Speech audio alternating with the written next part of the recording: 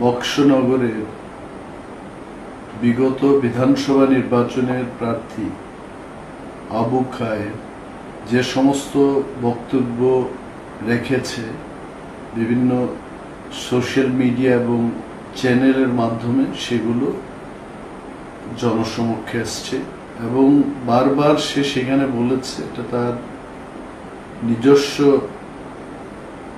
বয়ান এবং এটা পার্টির কোনো বয়ান নেই।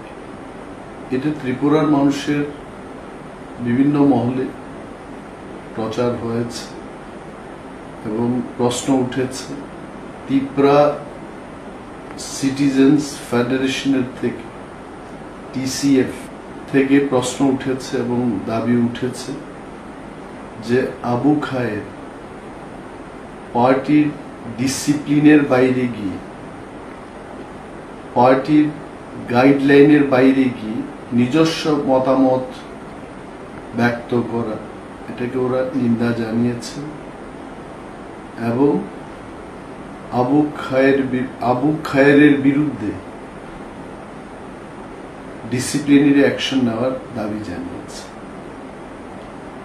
দাবি আমাদের কাছে আসার পর পার্টি প্রেসিডেন্ট সহ কেন্দ্রীয় স্তরের নেতারা বৈঠক করে সিদ্ধান্ত নিয়েছে যে আবু খায়ের যে বক্তব্যগুলো রেখেছে তার নিজস্ব বক্তব্যগুলো, এটা দলীয় শৃঙ্খলার বাইরে এবং শৃঙ্খলা ভঙ্গের দায়ে আবু খায়েরকে দল 6 মাসের জন্য সাসপেন্ড করেছে এবং সমস্ত দলীয় প্রচার থেকে বিরত থাকার জন্য তাকে জানানো হচ্ছে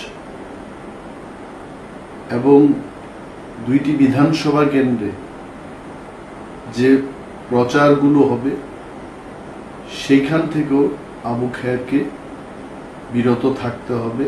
he is suspended for 6 months. কোনো ধরনের প্রচার, তীব্রামথার প্রচারে আবু খায়ের অংশগ্রহণ করতে পারবে না, এই নির্দেশ আবু খায়েরকে দেওয়া হচ্ছে এবং anything which Abu Khayer talks or speaks, it is not the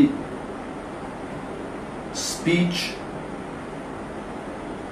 বা বয়ান, পার্টির বয়ান হিসেবে এগুলো যেন বিবেচিত না হয় এবং সে যাই করেছে আমাদের পার্টির কোনো সদস্য, কোনো নেতা নেত্রী সেটা করতে পারে না এবং শৃঙ্খলা ভঙ্গ করেছে। দল এখনো সিদ্ধান্ত নেয়নি যে কাকে আমরা সমর্থন করব না ইলেকশন থেকে বিরত থাকব, কাদের পক্ষে আমরা প্রচার করব। এই সমস্ত বিষয়গুলো আগামী 22 তারিখ সাংবাদিক সম্মেলনের মাধ্যমে জানানো হবে।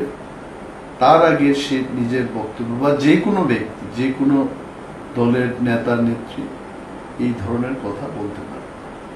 So Abu Khayer has been suspended. এটা পার্টির যিনি সভাপতি শ্রী বিজয় কুমার রাঙ্কর আমাকে নির্দেশ দিয়েছেন সাংবাদিকদের ব্রিফ করার জন্য এবং because of his instruction I am briefing the press যে আবু খায়ের 6 মাসের জন্য সাসপেনশন হয়েছে।